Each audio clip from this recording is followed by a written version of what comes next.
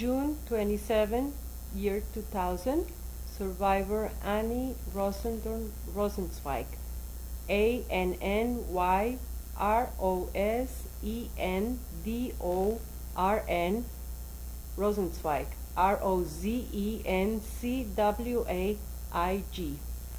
I'm Rita Reynes Jacobson. We are in Aventura, North Miami Beach, Florida, and the interview is going to be conducted in English.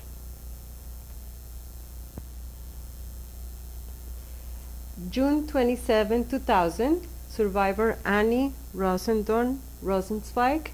I'm Rita Reynes Jacobson. We are in Aventura, Florida, and the interview is going to be conducted in English. Good morning, Mrs. Rosendorn. Good morning.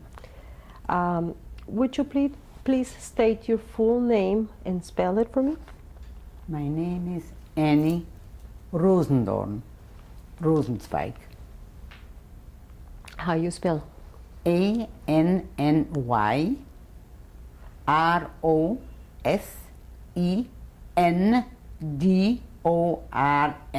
And your maiden name?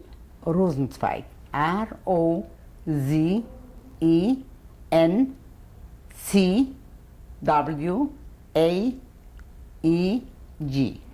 Thank you very much. Where did you grow up? Where were you born? Where did you I grow was up? born in Lodz, Poland. How you spell Lodz? Lodz. And what can you tell me about Lodz? How many people lived in there? Lodz was the second big town in Poland. They live in this city 600 people.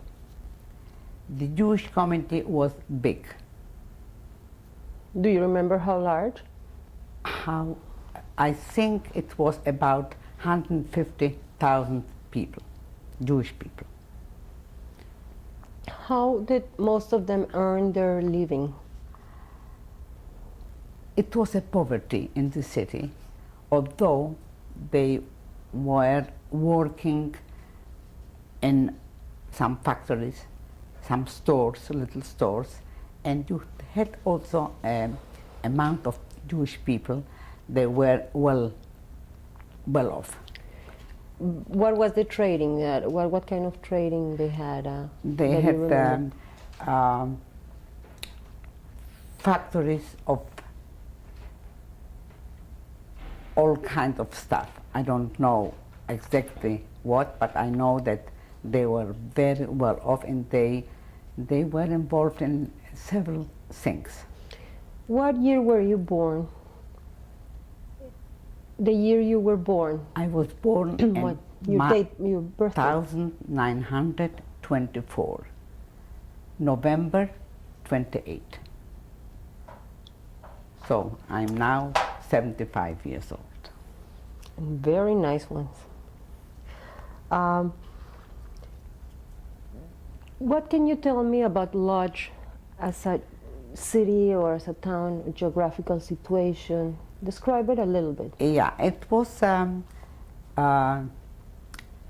complete city with everything, with music, events, theaters, and good schools, and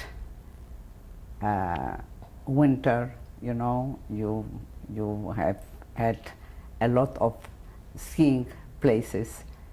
And for example? Maccabi. I was also going to this place skiing.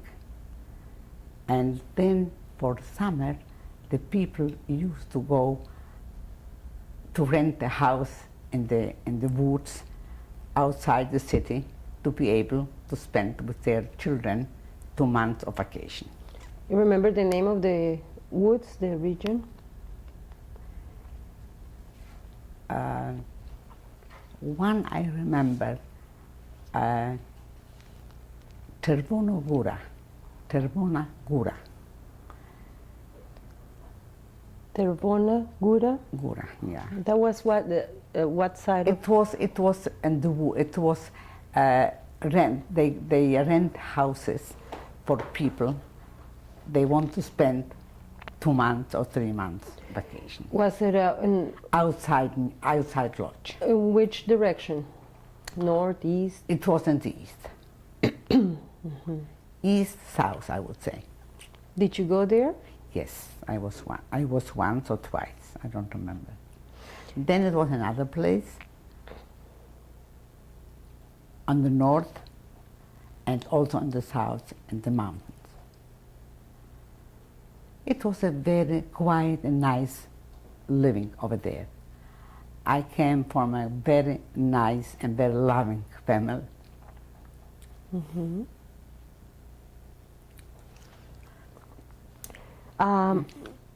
Let's talk a little bit about your family at this point. What was your father's name?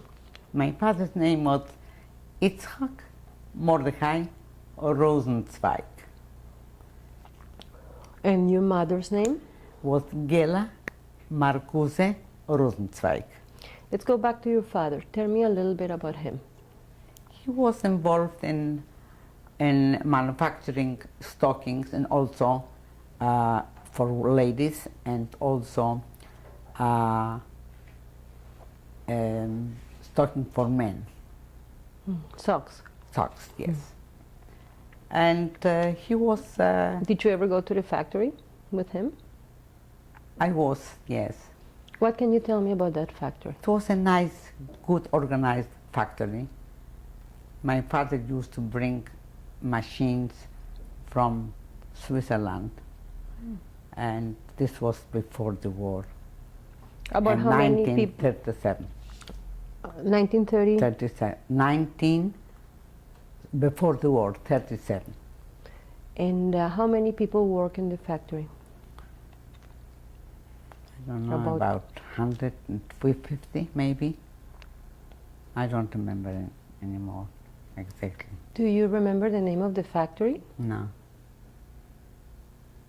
No. What else can you tell me about your father? My father was a very intelligent man, very bright. He liked to discuss certain things.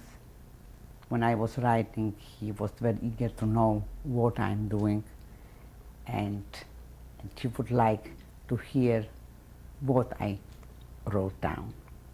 Because I used to have my pencil and paper under my pillow, so he knew. And he was very caring and very fine man. What kind of books did he read? Or what kind of literature did you find in your home? In my home I find all kinds of literature. Jewish history, and then international history, and special for kids. We had a special library for the little What was so kids. special about it?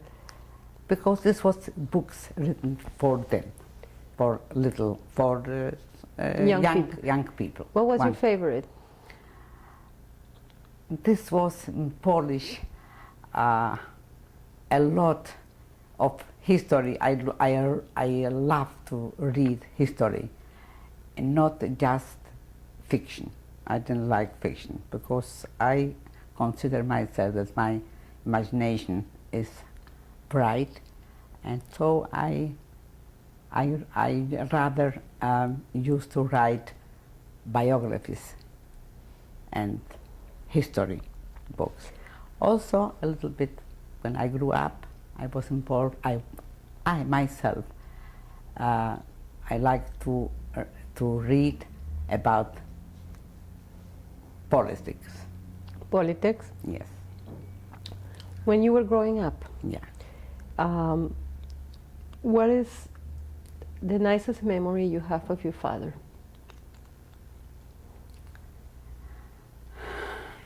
The nicest memory of my father is when I was sick. He was very after me, and the same thing about my sister. And was I caring? remember one thing that I was a little girl when he was sick and he had to go from Poland to Austria. It was a specialist, a very big professor. And he went with a nurse because my mother had 3 little children and she couldn't go with him. And they suspected this is a very serious sickness. But thank God on that time it wasn't. And he came back and he brought, I remember, for me from skating,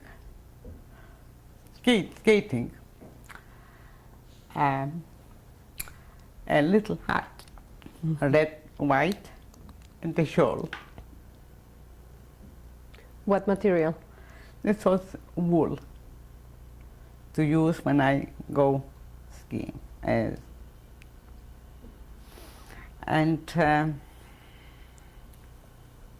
it fit you nice?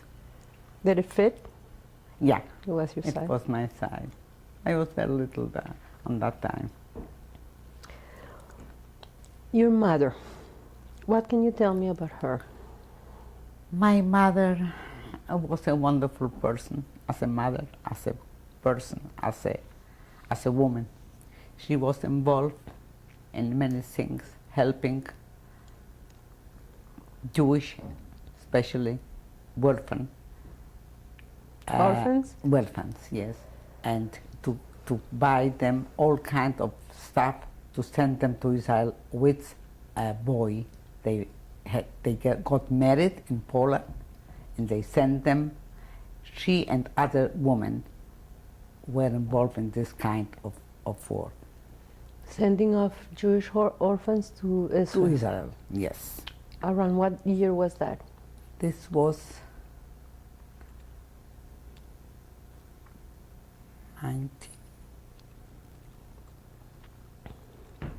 1928, 29, almost. And what do you remember about her? She was a very beautiful woman, very classy, and a wonderful person. Thank As you. a mother, I told you, and as a friend, a wonderful person. How many brothers and sisters were you? I had 5 sisters and 3 brothers, So- including myself. It's 5, 8 children. 8 children together. Why don't you tell me the names, starting with the oldest one? Yeah. Ruja, called. The second one? Rosenzweig.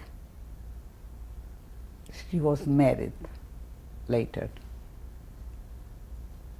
The second sister or brother? The second sister was a brother, Mhm. Arje Rosenzweig.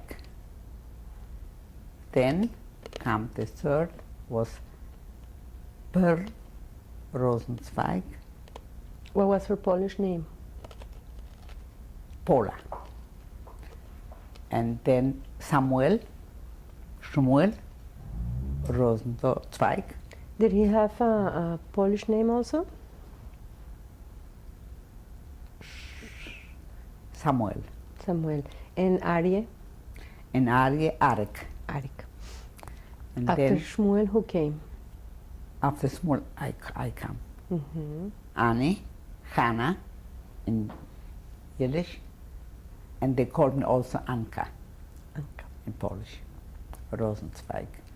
And then come my sister, Esther Rosenzweig, and then come my brother, Abraham Rosenzweig. I think that the sister comes the latest, is the sister, Eja. The little one. Yeah. She was the youngest one. She was the youngest one. So, 8 children in the house. Do you remember your room? Your house? Yes. You remember your house? Yes, I remember You my remember house. the address? Yes. The first, remember Kruta, ulica Kruta and Lodge. It was a very long hallway. What number? Kruta, this I don't remember. Okay. It was a long hallway and many doors. And in the hallway was a telephone. It was very rare to have a telephone on that time. And we had a maid from some small village, Remember her name? Vratka. And my room was very nice. And I had a chair, a rocking chair, and I used to look in the hallway, the long hallway. And I was very organized, and a lot of books, my books, what I cherish very much. So, Did you share your room with any of your siblings? yes, With whom? with Esther, the youngest one. Because me, my sister Eja, and my brother Abraham, we were the little ones, the three youngest children. And I loved the country on that time because they injected so much love to the children they talk so much about the country, about Poland. But later on, Let's go back a little bit when you were growing up and tell me about the Jewish holidays. How did your family celebrate? my family celebrated wonderful, in very big style. For example, The table was wonderful set, white with silver, which holiday are we talking about? about Rosh Hashanah, Yom Kippur, all the holidays. So the table had a white tablecloth? Every time, and all the family sit around, and when somebody came from outside, my father used to bring them home. A lot of lights. They like lights, my father, my mother. And Lights meaning candles or candles and light also. electrical? Electrical light. And Let's go to Rosh Hashanah, to the holiday of Rosh Yeah. Hashanah. How would you celebrate? my father and my mother, they went to the temple in the morning. And also the brothers. We little kids went after. They were brought to the temple for a while, and they used to stay over the prayers. You remember which temple you used to go, your family? Was it a Completely. big one or a small one? It was a big one. Do you remember how people used to sit in the temple? Yes. Women used to sit on one side, and another side, not seeing the men, were for men only. And the kids all over. They are all over.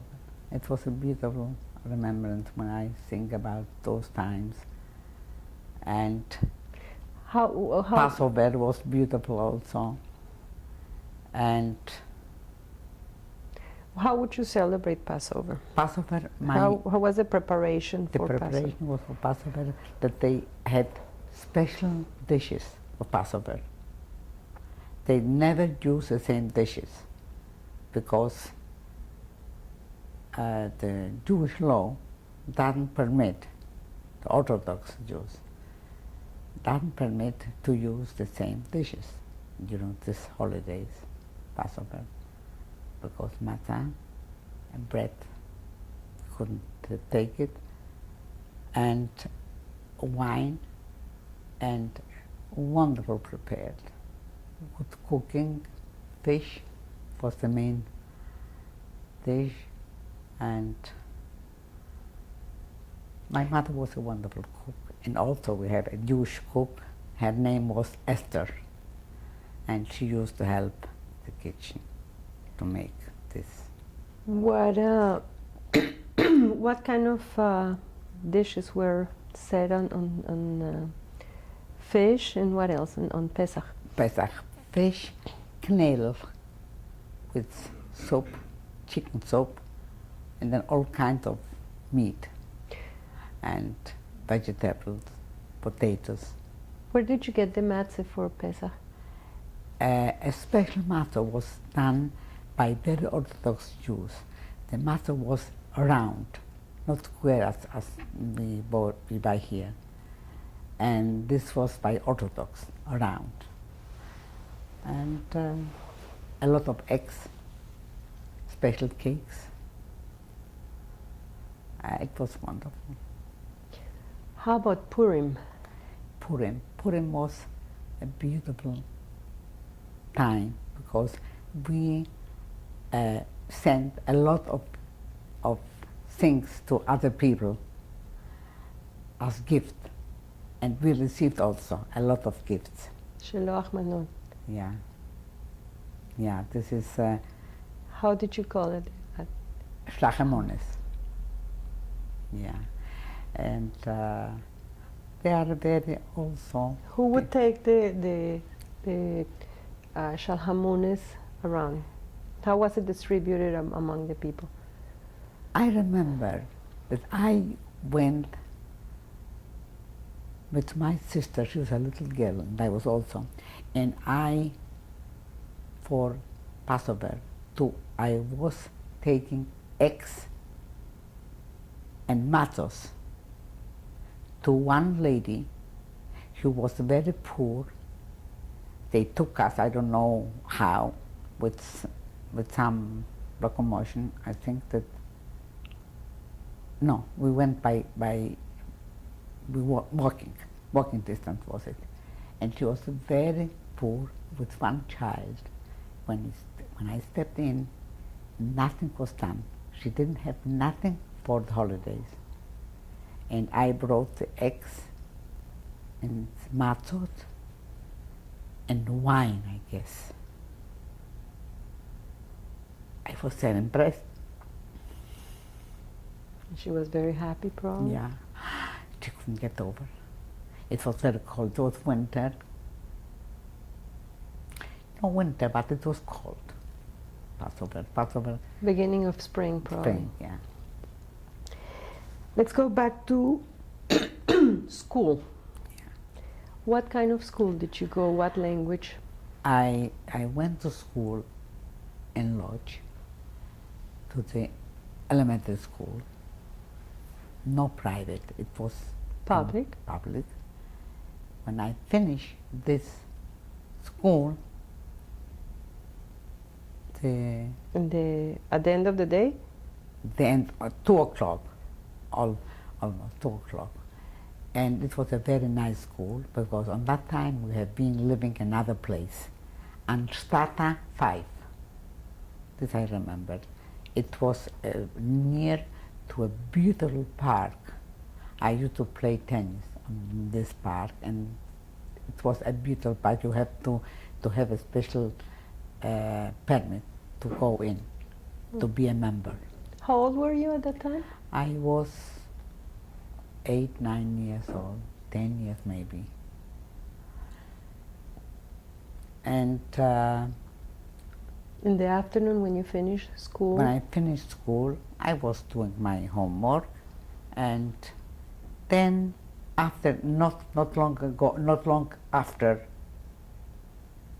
we are prepared for the war.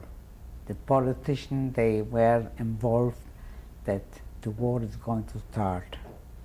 But you were going to tell me about when you came out of school at 2 o'clock in the Yeah. afternoon. What happened in every day? Every day. That's before the war. Yes, I used to do my homework, and by the Sundays I used to go to theater, to cinema, and with my friends I spent a lot of time. They used to come to my house and I used to go to them. What kind of friends did you have? I have good friends, more or less similar as me, and I used to go to their home, and she used to go used to come to my place, and we were playing, we were discussing, a lot of discussions we had About? everything, even about politics. Do you remember any incidents of anti-Semitism that happened to you, your family, or friends before 1939? When I was young, a little girl, I remember it was near us was living a family. They had a store, and this girl said to me, "You, without God and without the land." And I go back, because I was, on that time, I was maybe 6 years or 7 years old. And I was so hurt. I came home and I was crying. This is when I was about 6, 7 years old. We are going to change tapes now. Thank you for sharing your thoughts.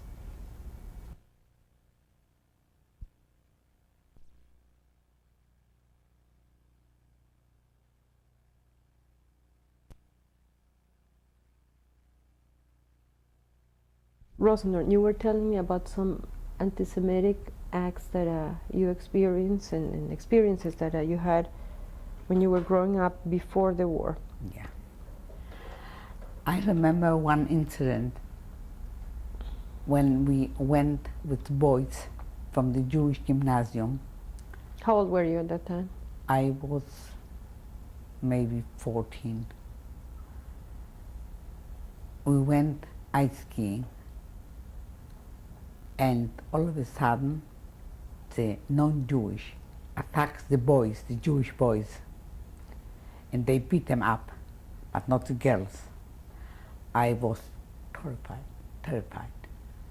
And we want to go home. We went home.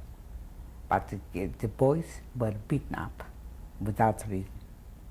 And this remained. And who did that? The boys, the non-Jewish boys.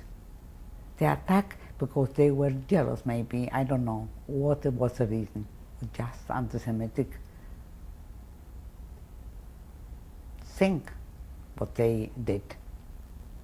They were quite anti-Semitic. In school, yeah. Did you experience any anti-Semitism?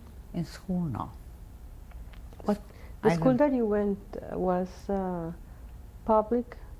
It was public, yeah, but mostly I didn't see in this school non-Jewish people. No? Maybe there were some, but I don't remember.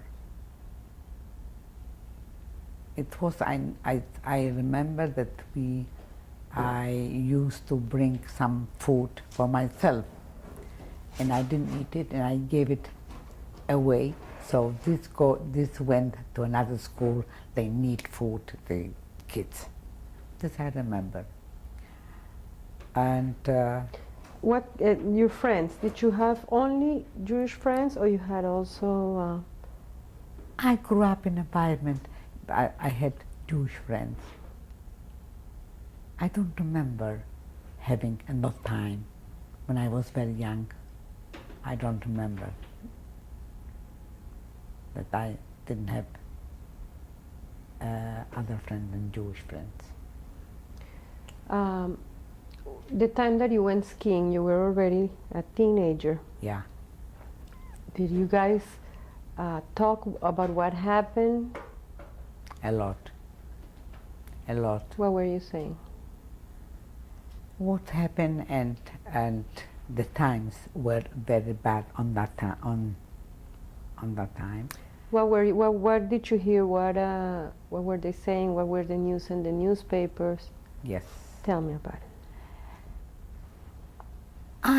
It was a time that the Jews, they had power. They had power because it was a very large community, Jewish community. And they have had some seats also in the government. I don't know which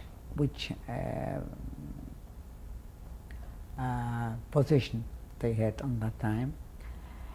And it was a discussion about killing the cattle for meat and in Jewish Orthodox way. It's in Jewish it is called Schachten. And this was a polemic. They were fighting how to do it because they're not Jewish. They just killed the cattle the Jewish way. They did it differently, and also with the chickens. And they were arguing about it where? In Poland, not only, but it was in lodge. They are discussing this matter in lodge. And I remember myself, I was so taken with this problem, because I was aware what this is, that I began to write on that time about the politics, about the Jewish people in this country, about the anti-Semitic things. What would you say? What would you write? Do you remember? I began to, it was writing in verse about this incident, and every time something was happened to the Jews, I used to write it down. Where? And I had a book, a special book, and I wrote it down. And this was not in prose, this was in verse. Would you remember any of those? No, I don't remember. I remember that I was writing every day almost something was happening, something, the happenings of the day. If it is, it was. But Which language? in Polish. Which languages did you speak at home? I used to speak Polish and Yiddish, and at school, later on, when I grew up, I went to gymnasium, I learned English and German. And What happened to that diary, that book that? yeah, this diary I used to, I hold it with my mouth, with the teeth, and I kept it until the very last moment when I went later on to the ghetto. Who did you share that book with? With I didn't share this book with no one. It was just written for my needs. I needed to express my impressions, and I did it. I suffered a lot writing this. Maybe my father was involved in this, I don't remember. I should ask you about the early days of occupation by the Nazis. When did you find out that something was very wrong? When the German attacked Poland, we were told that they are going to attack, and they will attack. We began to make some holes near us, and I remember to be able to hide ourselves against the shooting from the planes. Do you remember around what time of the year and what year was that? It was 39. And I remember that the mayor of the city came. Who was he? I don't remember anymore, but I used to write to a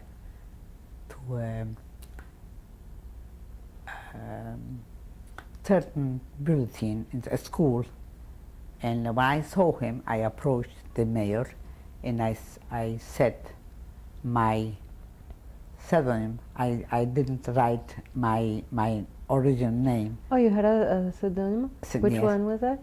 Andre. How come you picked that name? Because I didn't want to figure out Anny as Anka. Okay. So, and he was so impressed, and he asked me many questions and gave me a kiss in my forehead.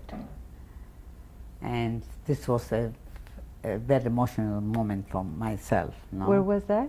This was in 1939. Where? This was near us. It's called when you make large holes in the Ditches? Ditches, yeah. It's called okopy in Polish, and you can hide inside against the bombarding, something like this. Who would go to the ditches with you and hide? We didn't think about it, but I did it. I don't know, How would you know that you have to go there? Tell me. because everybody went, kids, because the men were told that the Germans are coming and they have to escape.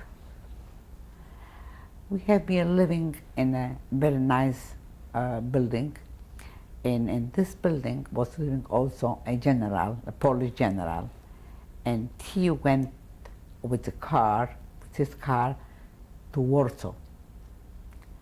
And my brother, Arik, he had his own uniform for summer and for winter. He was in the... He wasn't army, he was working, but he had, because he could afford to have a uniform. He put his uniform and he went to Warsaw with this general, because they saw that they can eventually fight against the German. It was silly, but what can I tell you? This was... What happened to Arik? Arik came once, but in the ghetto. With a motorcycle, he came to visit us and to say that everything is okay, and he wants to see us. And this was the only one. He was in charge of a very big amount of people, displaced people, searching for food and... Where, in the ghetto? No, in ghetto Warsaw. Not in ghetto, it was in Warsaw. Maybe in the ghetto, Warsaw ghetto. But this time, the ghetto was open. You can go in, you could go in and out. Let's go back a little bit. Yeah. Right This I when the remember. war started. Yeah. Where were you the day the war started? The war started. Where were you? I was at school, and I came home, and I remember one thing. When the war started, it was terrible, a shock for everybody. And my brother, Samuel Shmuel, he had a beautiful voice. He was a student, medicine student, and he went to Russia. And alone, because they said that all the men are in danger. It's better that they can go away, if they can. So he got the permission to leave to Russia. That was? And Russia, this was 39. Mm-hmm. By the end of 39, almost. And he was very well off there, and he had a beautiful voice, opera voice, and he was very much involved in this. And they want him to stay in Russia, but he decided to come back to Poland, to the family. When the German came in, it wasn't any more war between the German and Poland. He came back, and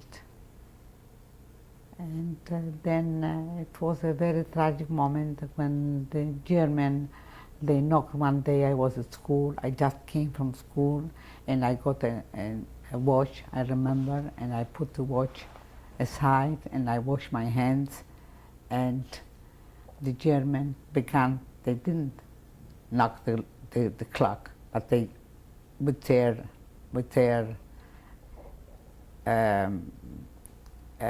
they talk in such a terrible way with their how to say with a revolver, whatever. Guns? With the guns, yeah.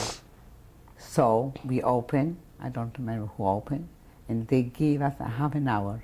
We have to leave the apartment because Germans officers are going to take place in this building. And they gave you half an hour? Half an hour. What did you take with you? Nothing, almost nothing. I went to...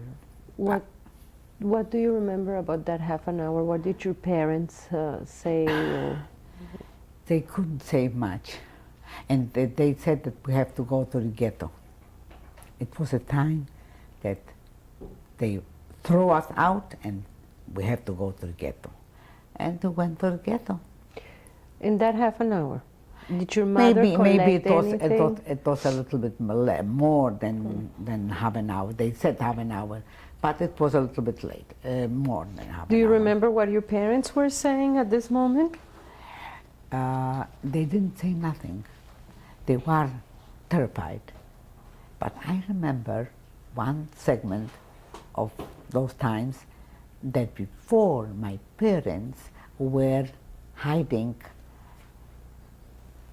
they took out from the some wooden pieces, and they hide the floor. The floor, and they hide a certain amount of gold, jewelry, and silver.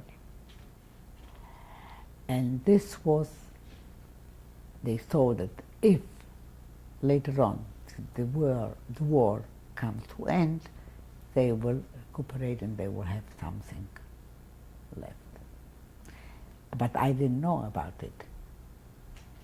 I heard it in the ghetto, but I will tell you later on what happened with this particular thing. Okay. When when this was happening, what was the reaction of the national government with the Jewish people? Nothing.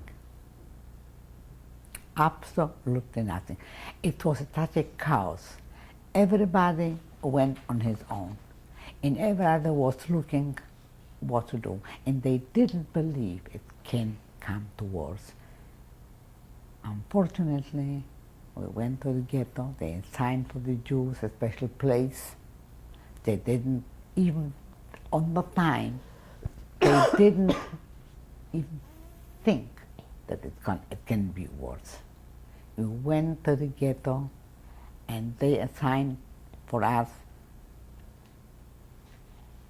one room, 2 rooms originally, for such a large family.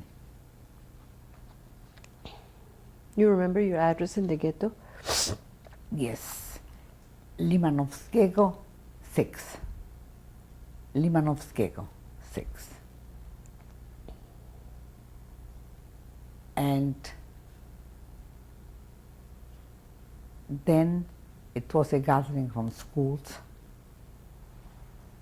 from gymnasium. Let's go a little bit back. Mm-hmm. When the Germans came in to Lodz, Yeah. what did you see? I saw I didn't go out too much. I saw German people Can you around describe them? in uniform, but not a lot. And all of a sudden, I saw the Polish people. All of a sudden, they were friends with the German. Volksdeutsch. Volksdeutsch. All of a sudden, they have been German from descent. A lot of them. And they cooperate with the German. How?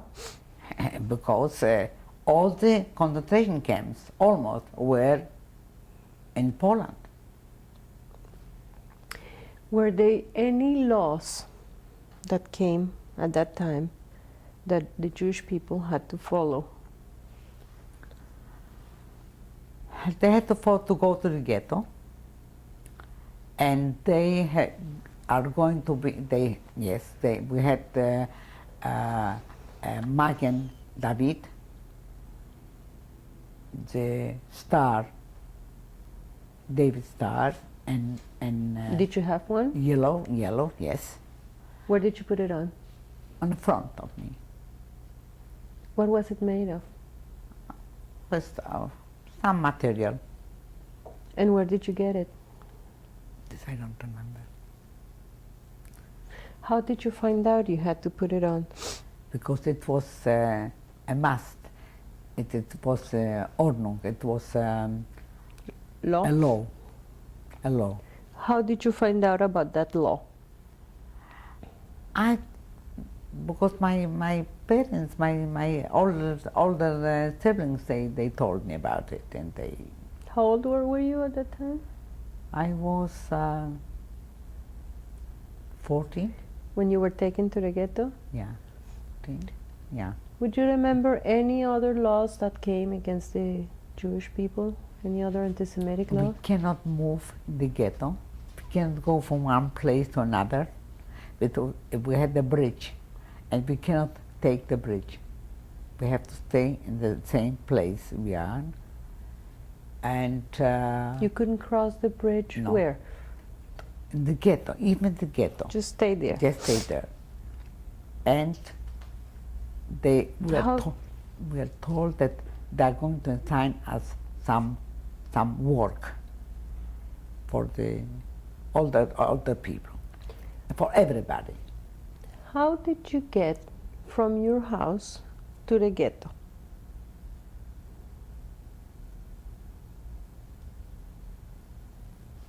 I don't remember.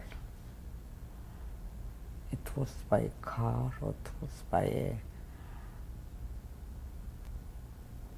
I don't remember. Probably by a car. I don't remember. Did you take your diary with you? Yes. Yes. Where else did you take? Nothing else. Near the ghetto was living my grandmother. What was her my name? father, Rosenzweig. And her first For name? my father,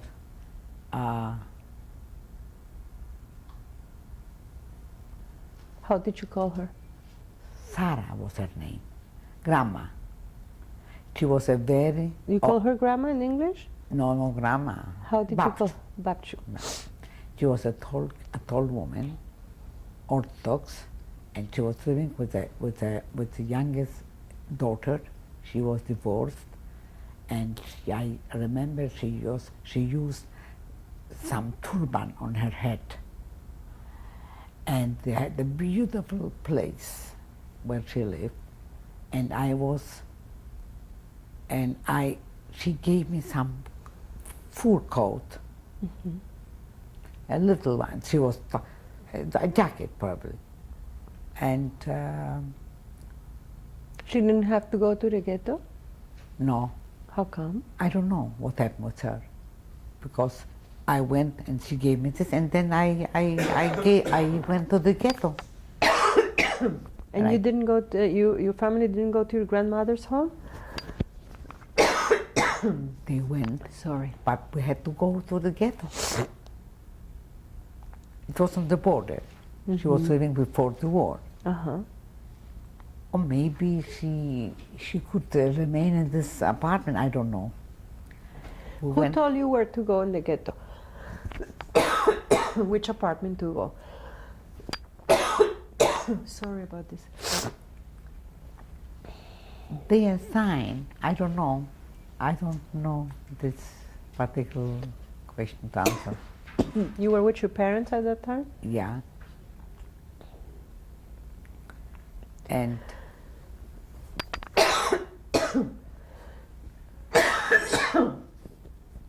we Sorry. were in ghetto.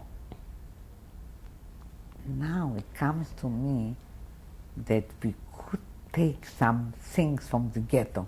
Yes, because we took I didn't have a drop Some. of water. water.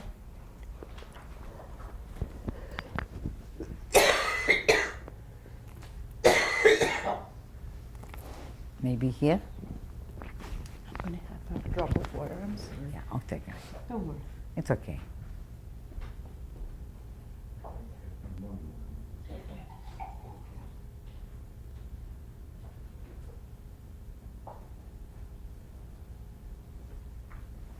Sorry about this, Mrs. No, it's President. okay. What could you take from? I remember that I had covering, it was cold, and this was for my home. We could take some things. It Like was what? I don't know, some clothing, yes. And I didn't remember this. Now we're talking, it comes to me that I had in ghetto bedding we took with ourselves, and my mother put also some pots, something to cook eventually. She was very, very smart. She thought about everything. And we had some things, but not other things. Maybe some furniture also. I don't remember this very well. When you got to the ghetto, We came not by car, we came by a wagon who transport all the things to the ghetto. This was it. how many people were in the rooms that you were assigned? Many. My brother went, the older brother, Arek, he went to Warsaw. It's one person less. So we were, Your Quite a bit. married? she wasn't, but she married in the ghetto.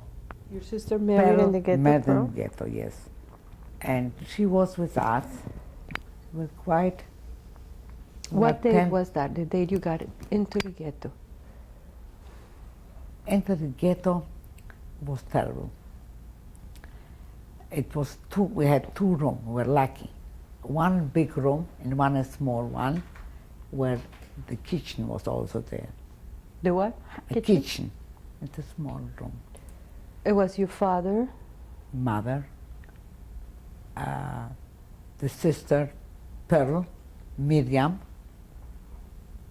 me, and my sister, Eja, and my brother, Samuel, the one who studied medicine Came back from Russia? from Russia, and Abraham.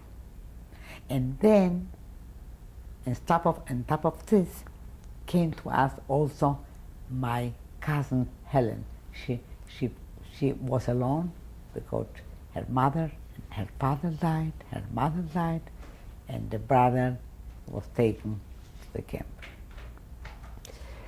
We are going to change tapes now, Yeah. and we're going to go on with the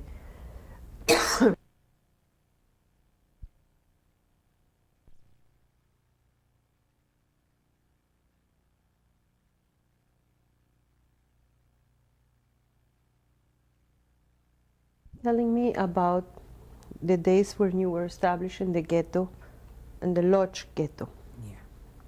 You just told me about how many people were in your 2 rooms. Yeah. Tell me about a day, how a day will go on in the new location. You know that I don't remember too much about specific things, but I remember that I went to school. Where? In the ghetto, all the gymnasium, all the private schools merged together, and we were there, and we had classes, and then they gave us some work. We had to work in the ghetto. Everybody had to work in order to get some portion of food. Food you couldn't buy. Food was assigned for each one, each member of the family, by a card, specific card. Can you describe that card? No, I didn't see it. It was in the hand of my brothers and sisters. My brother, Samuel, was working in the Red Cross because he had some instructions during the war in the ghetto as a student, and he was working there, and he was very close to the president of the ghetto. His name was Rumkowski. And he said that Rumkowski liked him very much, and he gave him injections. He had autogema, he gave him. Autogema is, he had some problems, skin problems, furuncles, and he took out some blood from one side, and he gave him the same blood in the other side. And with this procedure, he cured him. And he was Who cured who? My brother cured the Rumkowski. And then he was working, and one scene he came home, he was devastated. He saw by himself with his eyes how a German SS want to take away a child from a woman, a little child, maybe 8 or 10 months old, and the woman didn't want to give him. He shot her and shot this child with one bullet. And this he was telling us that he saw those days. Those days were terrible for him because he saw much more than we. One day, I remember, they were in the ghetto. When I finished, I go back, I have so much in my mind. When I finished at the school, I was assigned to a resort. It was a it was like a factory. They used to cut cut material for the soldiers to make uniforms. And this went to another factory for sewing. But where I worked, it was just cutting. And I was assigned to make calculation how much material went into each one. They put a very big tables, and they put the stuff, And then came a professional cutter, and he cut with a machine, electrical machine. He cut the designed uniforms. The uniforms were for whom? For soldiers and also for... What kind of soldiers? For What German, nationality? German soldiers. Everybody was working for Germany and for them. Did you get a salary because you were working It was money, Rumkowski's money. It was not. It had a value only in the ghetto. But Did it have a name? Rumkowski's money, but How did it look? it was a paper, and it says how much is it. I don't remember very well. And you could buy only a cigarette or something like this. It had no value whatsoever. And you work calculating the material. Yes. Do you remember the name of that factory or that company? It was called Zuschneider Resort in German. And The location was in in ghetto, Lagewnicka 16. And it was, we had, we could get one soup during the work. Around 12 o'clock, it was a break. And then 5 o'clock, we went home. What did you do at the break? We were with the people who were, they are young people, we were talking about many things, and we're eating soup. This was it. The professional cutter that cut the material, Yeah. he was also from the ghetto, or he All came from ghetto, Jewish people. Jewish people from before the war, they used to work as tailors, as, I don't know. This was the people who were working in this factory. I will explain to you how it works. They make piles of material on very long tables, and then they put a design for everything, for a pattern? a pattern, yes, a pattern. And they cut this. It was very big machine was cutting this, and you have to have very good skills to do it. And then there was another part of the factory only for the inside material, very silky one, no? And this was with another machine, a round machine. They hold it by hand, also with electricity, but by hand they could have control of it. And this was my job, to make sure how much it went into this amount, let's say 50 piles. How did from you the know? 50 was five parts of the uniform. I have to make the calculation, how much. How did you learn how to do that? You know, it wasn't very, they told me what to do, and I did it.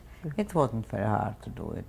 Once you went to school, you know mathematics, and you have no problem.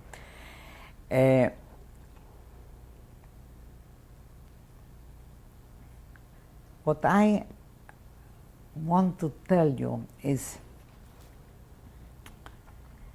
that the life in ghetto was terrible.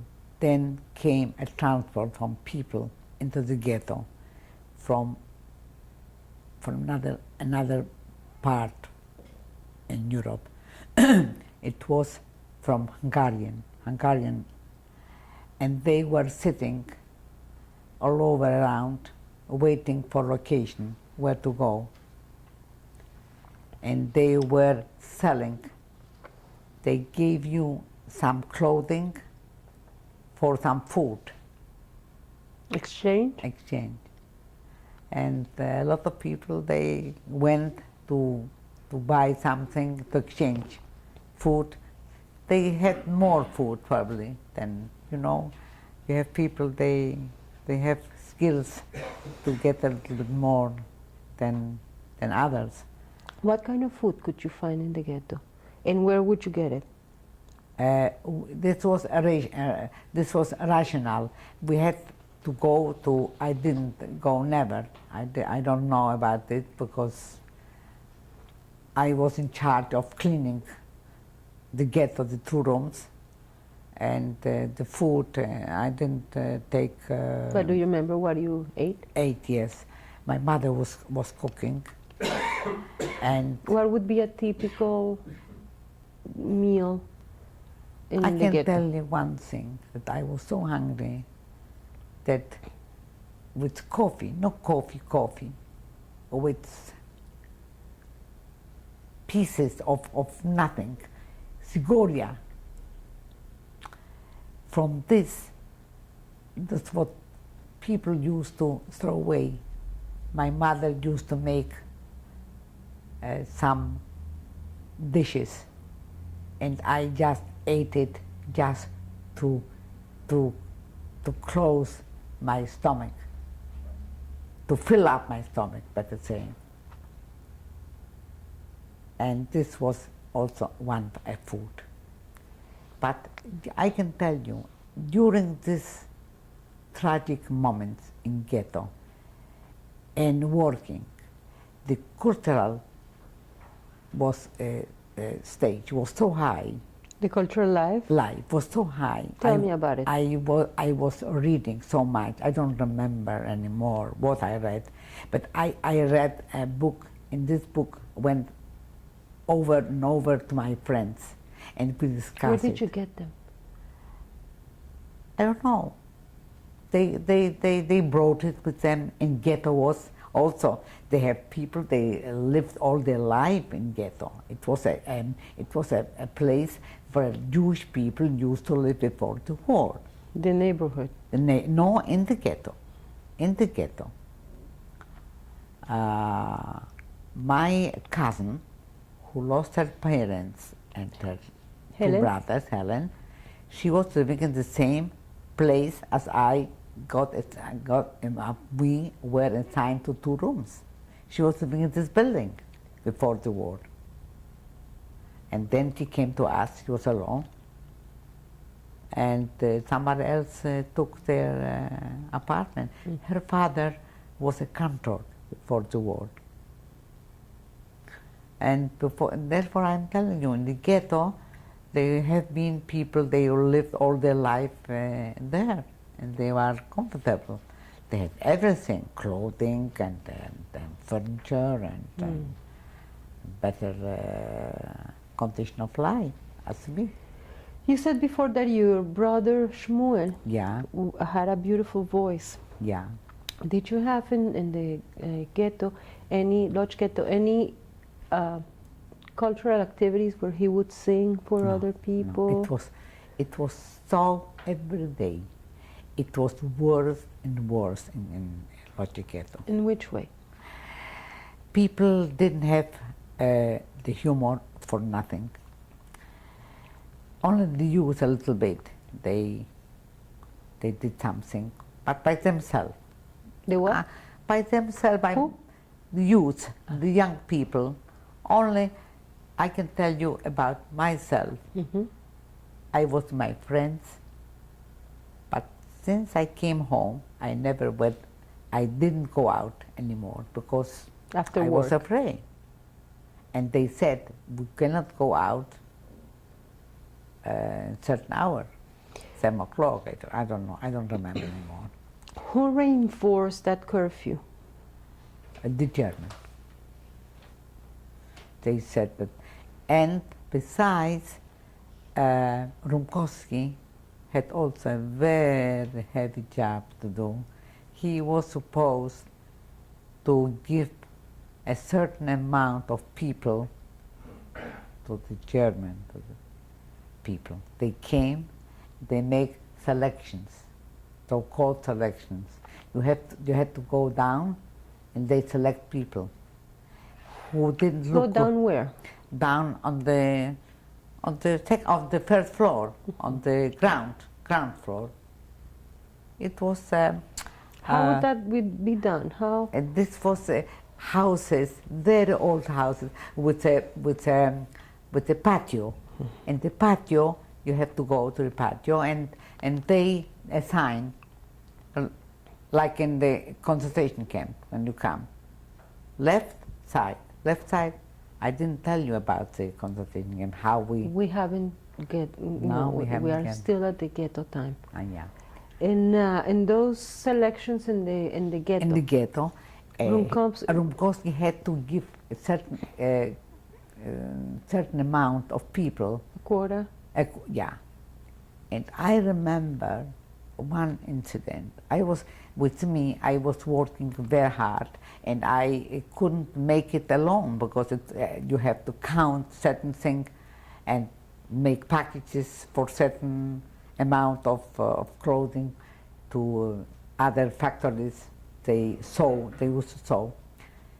They assigned me a girl, a very nice girl. She was helping me making packages. In the meantime, I was calculating, and she was with her mother and her brother. Her father passed away, and her mother was sick.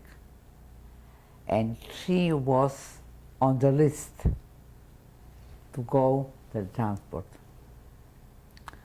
And I remember I went one Sunday to the resort, and I exposed myself to talk to the Jewish. He was, I remember his name, Fagot. He was Fagot? Fagot. His name. His name. I don't. And he was. He was at very high level. He was a manager of the Jüdische Gemeinde. No, not yet. No? Of the resort, of the establishment where I work, and also was a president. Older man. He knew how to handle this thing, and they had direct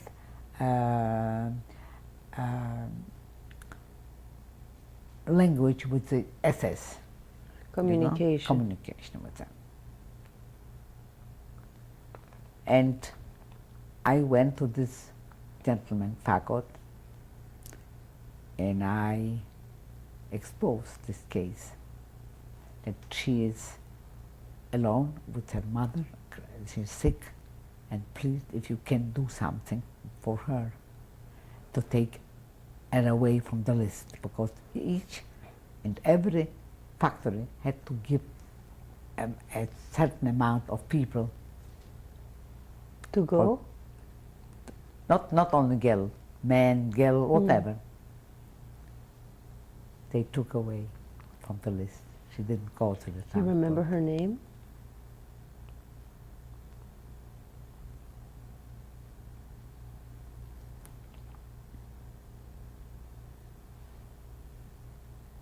Very nice girl. It will Maybe it's going to come to me It will later. come. So you save her. For the time For being. the But time I want to tell you something else. We went through hell Because? because before it was a selection also, and my brother was on that time working in the Red Cross, Shmuel. and he knew that it's going to be selection, and he said that I have to hide you and my sister, and my sister, my brother, and my cousin, And we had also my sister's boy. He was 8 years old. Which sister was that? Rose. The She oldest went, one? it's another chapter later on, how she, during the war, she went So to... she was married when you got to the ghetto? Yes, she was married before the ghetto. She was married. And Where did he hit you? You were hitting somewhere? no. They hide us under the bed, a very small amount of space, and then in the kitchen, the little room, he took out some things and hide my cousin Helen, and also the boy, my sister's Son. son. What was his name? Mendel. What can I tell you? Where were you German, hitting? I was under the bed With whom? with the other sister. And to make the story short, they were looking for younger people to take away.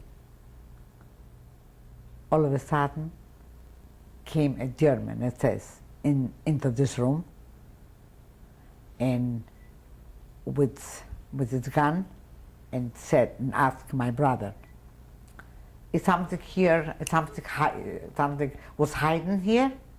He said, "As I know, no. Are you sure?" "I'm completely sure." The sureness, and everybody was hidden in this place. So he didn't do nothing. He just went away, and in front of next to our place, our room, was a woman, and she had 2 children. They were taken away. Could you hear that? And she was crying, yes, later. This was daily things that we cannot describe. My legs were swollen. I couldn't walk because I was in the growing stage, and I didn't have food enough to eat. Swollen legs, and this was the problem from everybody. You could see people on the street, the ghetto, lying on the floor. They couldn't walk with swollen legs. Malnutrition. Even my nephew, he was 9 years old. He was also doing something in a resort, in a factory, something, I don't know what, because I took care of him. I was bathing him. I was telling him stories and this kind of things, you know. And he was sick and he had to be operated, and my brother took him to the hospital. It was a hospital in the ghetto. At the beginning. And You remember in which street? No. He was operated and he came out. Mendosh Friede, this was my nephew, and he came home. After the operation? After the operation, very well. Yeah. What kind of? He had something when it breaks the Appendicitis? no, it's not appendicitis. It is you have some Hernia? Hernia, yes, a hernia. And this was fixed, and he was okay. He was, The hospital, do you remember where was it No. located in the ghetto? Which part of the ghetto? I didn't go no place. Uh-huh. From my work to home, and this was the only way I knew, nothing else. Maybe other people, they knew much more. They were exposed to go to other places. I didn't go for food, I didn't go for nothing, not even for, it was very cold, I remember we had one stove in the big room, and this was the heat of winter, and the little kitchen for cooking. Where was the father of this boy? The father of this boy was going to Warsaw, because all the men, they said, they're going to take them prisoner. They have to escape. They have to go from Lodz to Warsaw. It's father. So they're coming through Lodz, and then I going to Warsaw. And he went to Warsaw. Alone? He went alone. And then he was hit by a bomb, and he lost his foot, no leg but his foot, and he was very bad wounded. And he was lucky on that time that he could write a few words with somebody who was going to the ghetto. As my brother used to come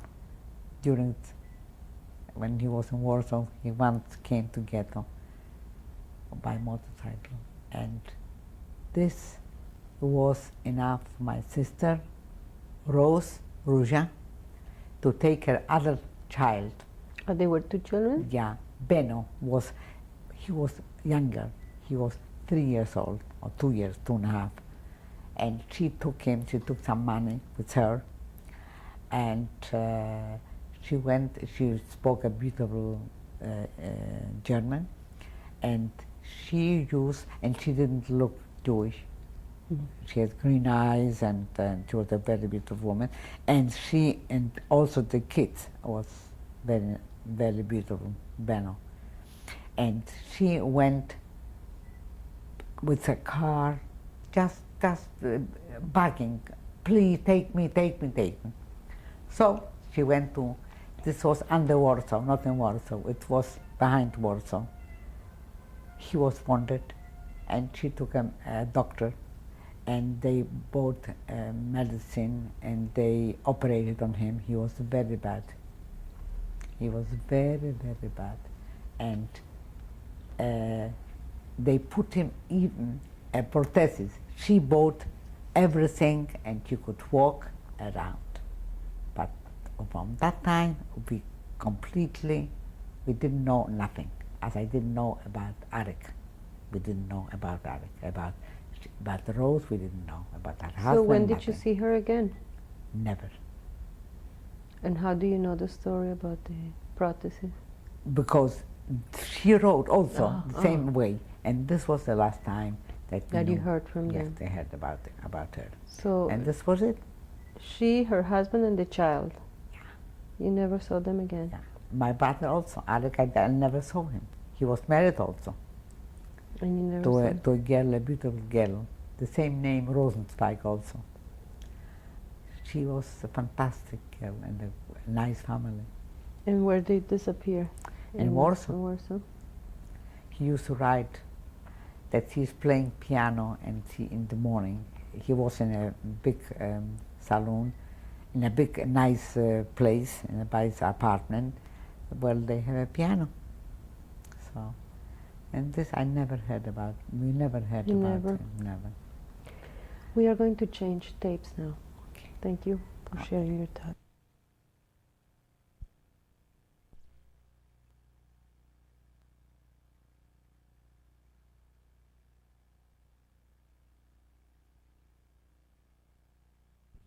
We were talking about the Lodz ghetto, the life there, and your work at the ghetto. What else can you add about Lodz that we haven't spoken about? It was a time that we were aware that they are going to close the ghetto. Rumors. We had Jewish police in the ghetto. And one of these men was my friend, a very nice person. What's his name? I don't remember. And he said to me that we are going to go to Auschwitz, the camp, and they're going to kill us. What did you know about Auschwitz at that time? Nothing. But he knew. And I can save you life, he said to me. Stay with me. We are not going to marry. I'm not going to touch you. I'm going to say that you are my sister or my relative, something like this. I'm assigned to clean the ghetto, because the ghetto is going to the end. It was in 1944. What time of the year? Could be July, August. I said, he was begging me. I said, I can't do that. I can't leave my family, and I will not save my life only. I cannot do it. Think about it, but we have no time. You have to give me right away the answer.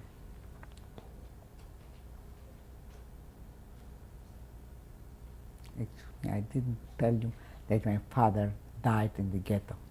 Oh, when was that? This was at the beginning. It was 42.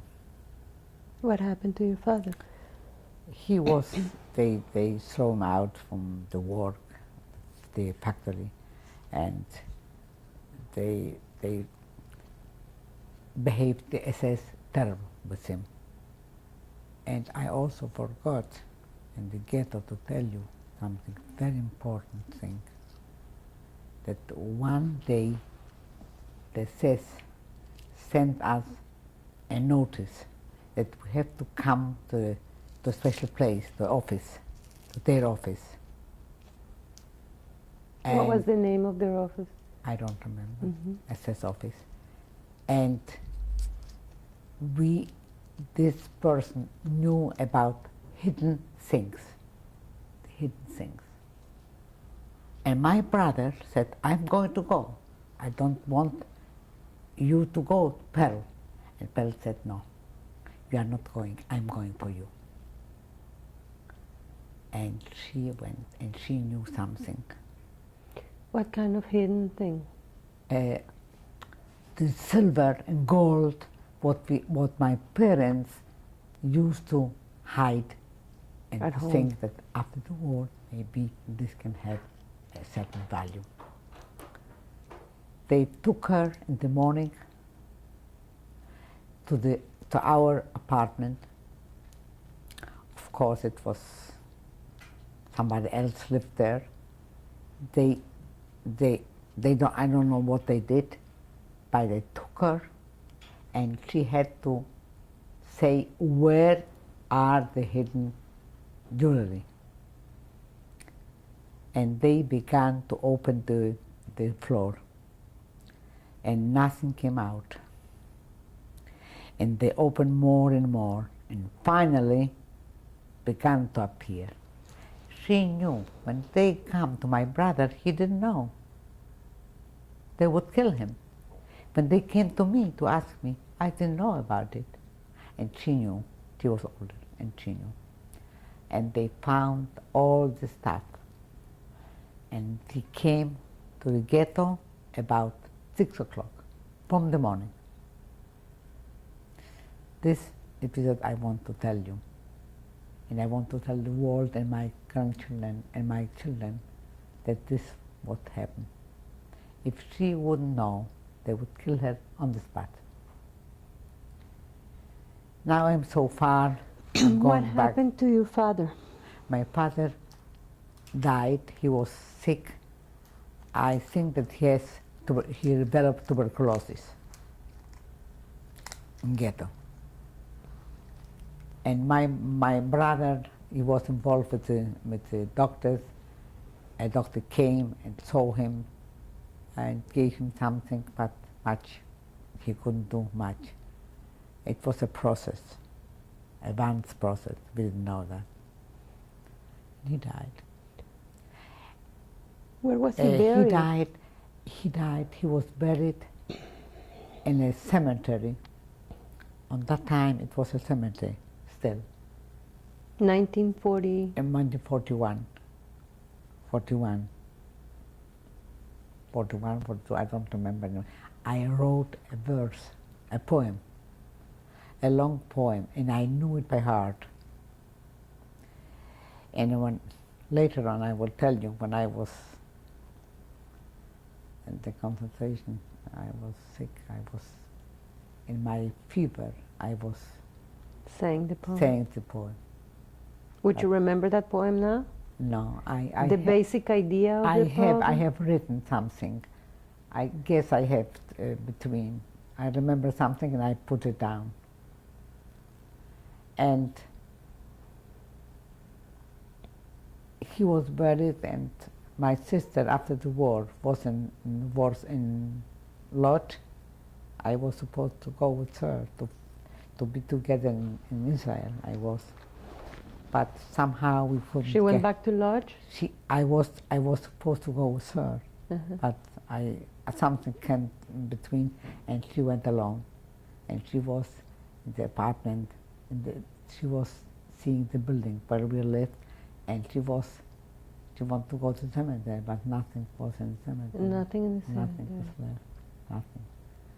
And later, when the people died, I don't know where they put them, in a grave. How would they pick up the people that were It was deceased? a special people who took place. They are working. How?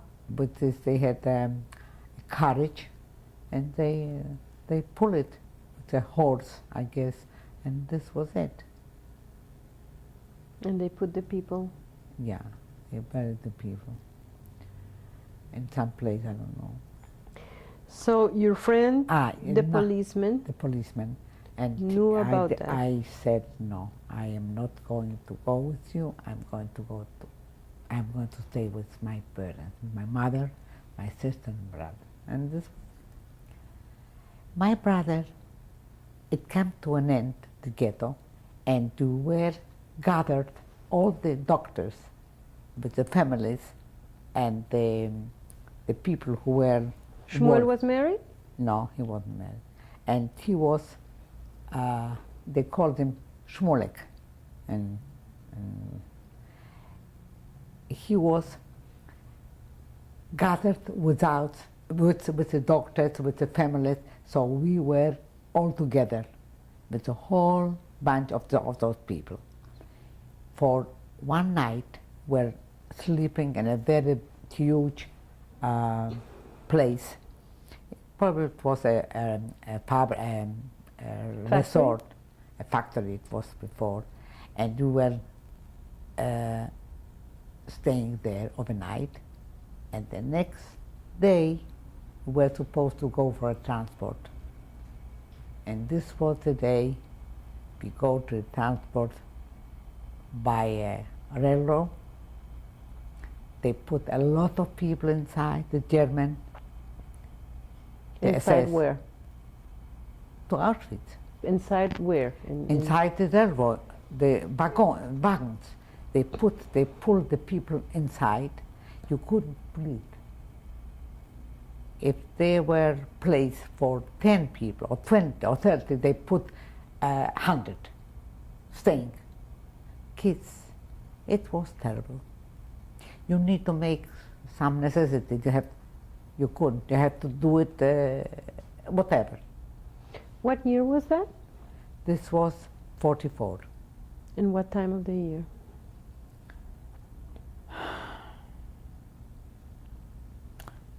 This was September, October, yeah. Fall time. Yeah.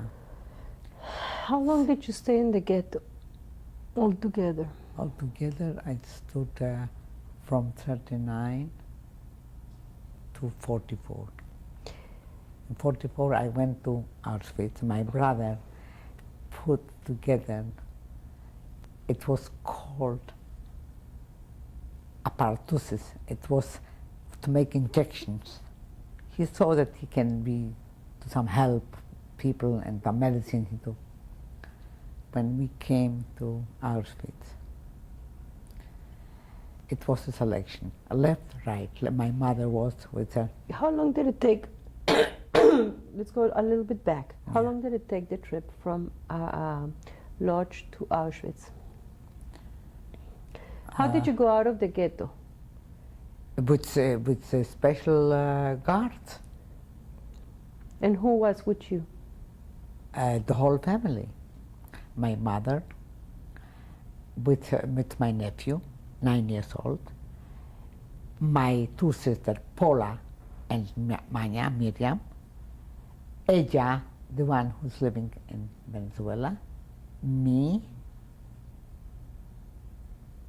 Your cousin Helen, what happened? Helen also with us, Shmulek, and Abraham. And you were able to stay all together? All were together and during the journey. How to long did it Auschwitz. take, that journey? I would say 2 days. One night and 1 day, 1 night and 1 day. Did anyone try to escape at this point? From our wagon, no. Your brother, the doctor, he didn't try to No. escape? No, we couldn't. It was a very, very little window. We want to breathe a little bit of air, you know. Maybe if the window would be bigger, and I don't know. What was the people's reaction at that You know, in and that trip? I can tell you what I found. Nothing. You are helpless. Helpless. You are completely helpless. You forgot about yourself, that you have dignity, that they took away from you everything, the human sense. You have been less than a little nothing. And you have been indifferent. What is going to be is going to be. Me, as a young girl, lost every hope. And we came to this place, and they put What did you see?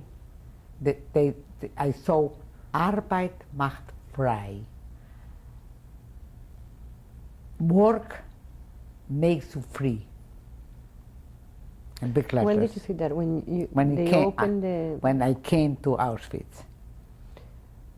When you came into the camp.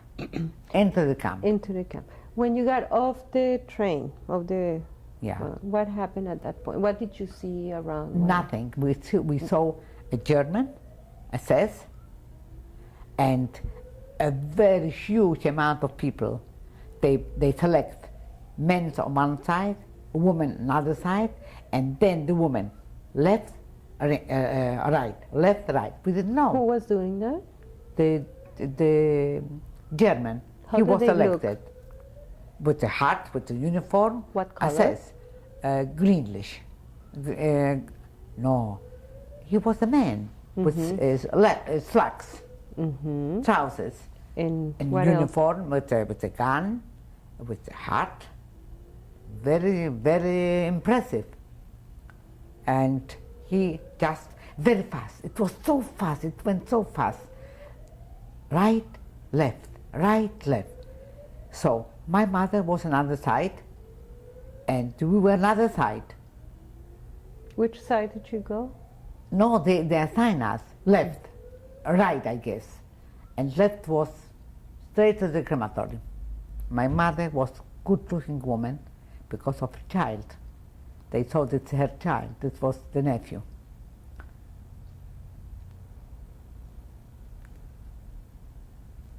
What can I tell you? And then Who was with you in the same line?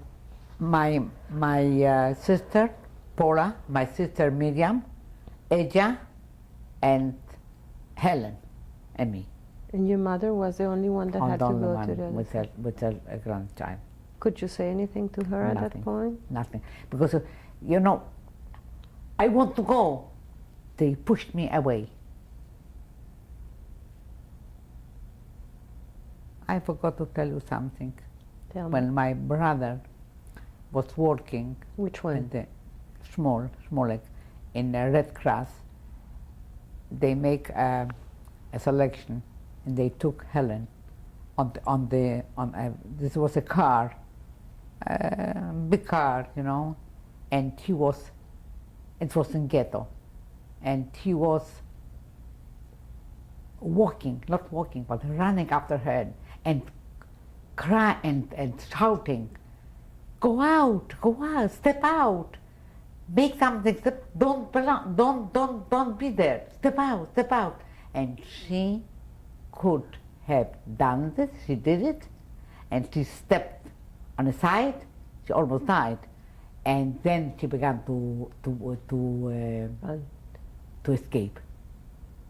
And this is the moment when he saved her life, and she's now living. He lost his life later on, I'm going to tell you. And she is alive, and she's living in New Jersey.